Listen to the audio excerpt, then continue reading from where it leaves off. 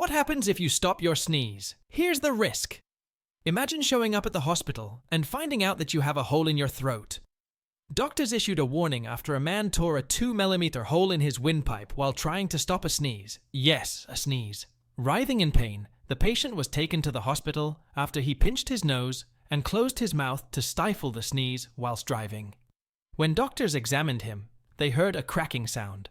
Thankfully, the patient did not need surgical treatment and was given painkillers.